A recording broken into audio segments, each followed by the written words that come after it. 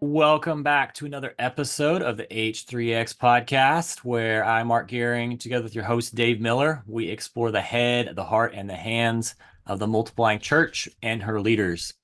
And Dave and I are excited for this episode today to dive in and use a simple way to talk about a three-part strategy that we've seen be a part of how we've thought about things, and a lot of the content we've talked about. But I think it'll also give us a vision and a framework as we continue to say, where are we going with this podcast and as we get together on these episodes. So excited to dive in this with you, Dave.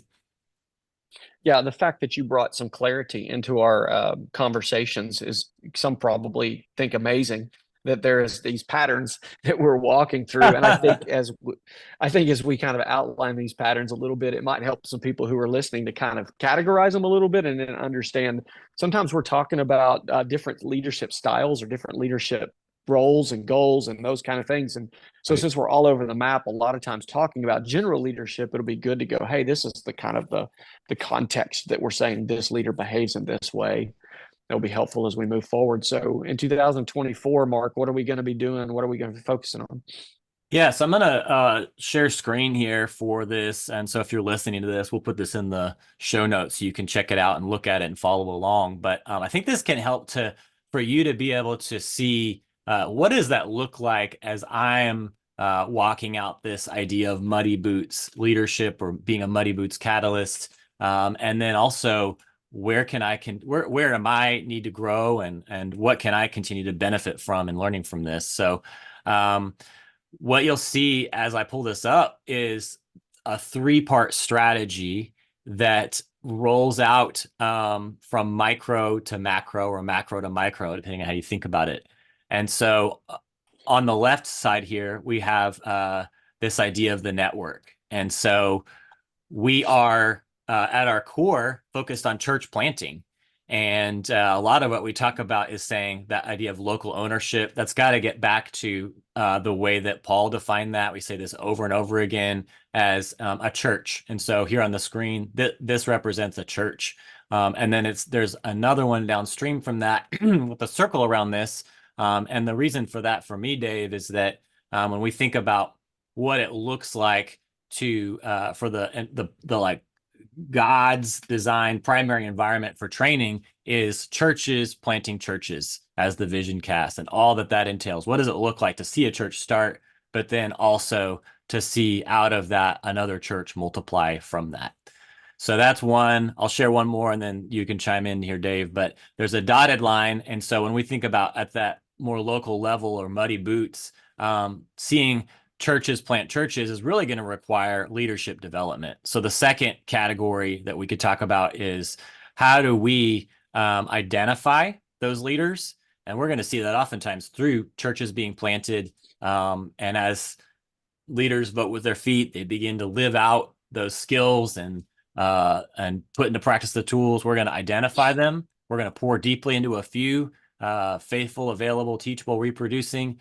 We're going to model, assist, watch, launch, and help them to do the same with a few more. And so that's where this idea of 139 comes in. So the first two parts are all more at the local level, where we're going to focus on seeing a network start, churches planting churches, and then leaders raised up that multiply more leaders. And I think as we talk about the network leadership, you're going to hear in our conversation, the focus on this is really going to be about, the head, heart, and hands of the actual individual. And it tends to lean itself much more towards hard skills, where we're talking about, here's the things that you do, here's the ways that you behave, here's the things that you think, much more high directive, much more like do this action step type oriented. Where when we get into the second section, we talk about leadership development a lot. We're going to get into some of the soft skills about what does it look like in terms of team development? What does it look like in terms of relationships? What does it look like in terms of raising up another leader that you've released that's walking with you as a co-laborer or someone that you're mentoring that might not be, directly involved with your church? We're going to be talking about strategy. We're going to be talking about more higher level kind of 30,000 foot view ideas whenever we get into that leadership development, because it's not just the hard skills, but we'll start leaning into and talking a lot about those soft skills.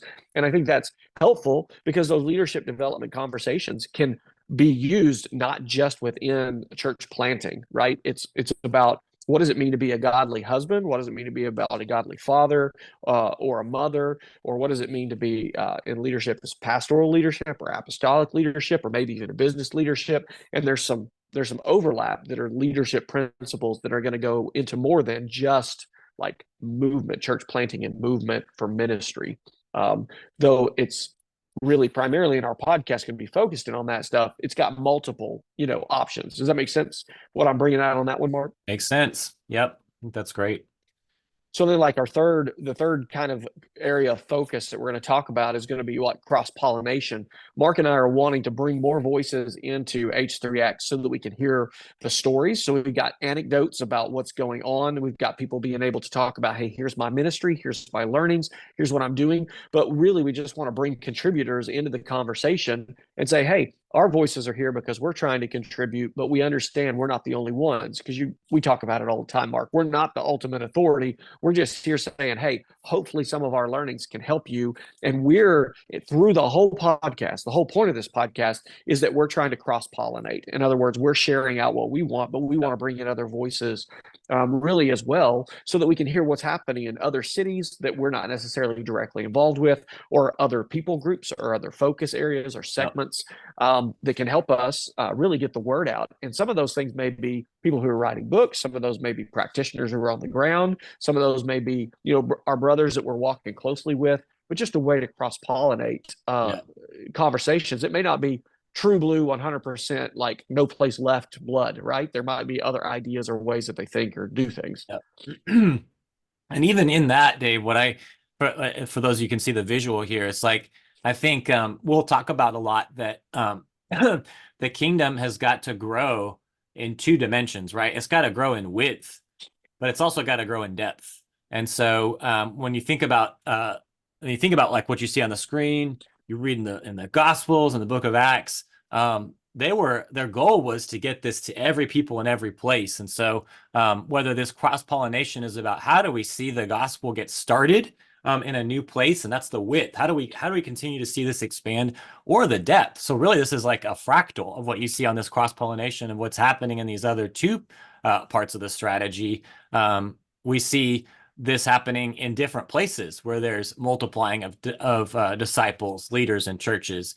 And so there's a need for cross-pollination on both those fronts, right? That we need to be able to cross-pollinate, and through networking, some connections are going to happen that may lead to a new work getting started in a place where the gospel is not. That's awesome. But then there's also a need for, we can get within our own networks, developing our leaders, we're tackling problems. And there's a season where that really needs to be a little bit more tight and focused locally, and so that it gets to some leaders that have the skills, have the confidence in them. But then at some point it's like, man, I actually might need to learn from what other people are doing in order to get past this barrier and continue to see the work expand. And so, like you said, it's like there's so many resources in the form of people and books and other things out there, other networks doing this, that we need to learn from. And so that's our hope as we move forward, is the width and the depth, and even different kinds of leaders and networks we might connect with to serve you guys and to help continue to move that forward.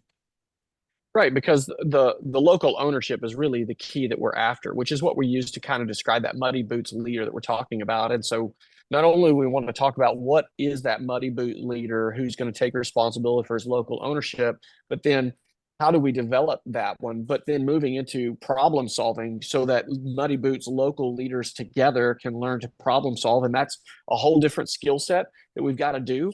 But then also, how do we find those local owners? And so not only are we only a Muddy Boots leader, but we're problem solving.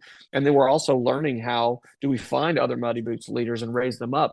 And those different conversations are kind of nuanced as we are talking about leadership development. We're talking about the head, heart, and hands of the multiplying church and our leaders. We're kind of waffling and waving in between all of these at all times. Right. And even in our conversation today, as we're just getting ready for our own problem solving retreat that we're going to tag team and learn from others as well. We talk about there's this constant tension between, am I a muddy boot leader or am I finding muddy boot leaders? Yes. And the answer is yes. And sometimes that gets confusing because that tension causes people to go, well, they lose clarity. And we want to just continually come back and say, there is clarity. It's just that the tension is part of that clarity.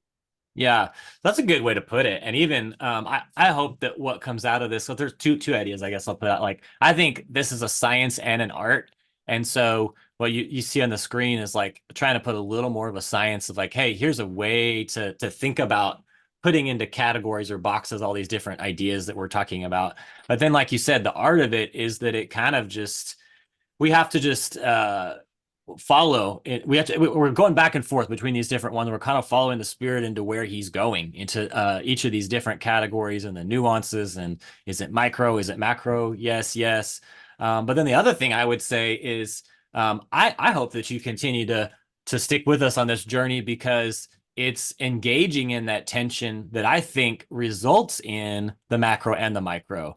And so we want to continue to live in that tension and be like waffling or all over the place, as you're saying it, Dave, because I think it's in continuing to go back and forth, live in that tension that allows us to see from micro to macro, macro to micro, to see this thing happen. And the tension, the confusion is really within this paradigm that you and I have talked about a lot, which is we're not talking about a hierarchy and we're not talking about a completely decentralized network. We're talking about this distributed network where you've got hubs that have high organizations, and then you've got some that are not as highly organized. You've got certain places that are going to contribute more than others. And so we want it to be neat and tidy. And the truth of the matter is that this leadership development process is really just not that neat and tidy. And we just got to get to the place to where we find clarity on what are the steps and the most important actions for us to be doing with my hands, and then thinking about with our head clearly, where am I, what's needed, and then with our hearts grabbing that identity that tells us, okay, here's who I am, here's why I continue to do what I'm doing, and this is why my actions and my clarity of thinking matter while I'm in the moment doing those things, because that tension is going to cause you to get confused if you don't exercise that head, heart, and hands well. And we just want to help bring clarity. I probably think somebody's listening to this and they go, that's the last thing that Mark and Dave do sometimes, is bring clarity to the conversation. But we are saying, hey, we're totally in problem solving as well. And so we're almost talking out and trying to get to clarity as we encounter things as well. Yeah, I think that's good. It's a good way to put it. I think even when I look at this picture that we're looking at today, in some ways it's almost a diagnostic as well. Because I think as you're listening to this and we're describing some of those three different areas, I bet if you'd pause, you're like, hey, I think this is where I'm at right now. This is the piece that I'm leaning into. And that's a good thing. So I hope that this is not only just vision for where we're going, but I hope it's vision for where you're going, and that you're able to say, yeah, that's where I'm at, and this is what I need more of and need to lean into. So let's do that together. Sounds like a plan. Hopefully you guys will come along with us on the journey. It'll be fun.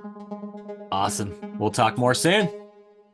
Thanks for listening, for watching. If this content has been helpful for you, please take a minute to rate, review, and subscribe to the podcast. It really helps us to get this content out there farther, to serve Jesus, grow his kingdom, and accomplish the Great Commission until there is no place left. Much love to you guys. See you next time.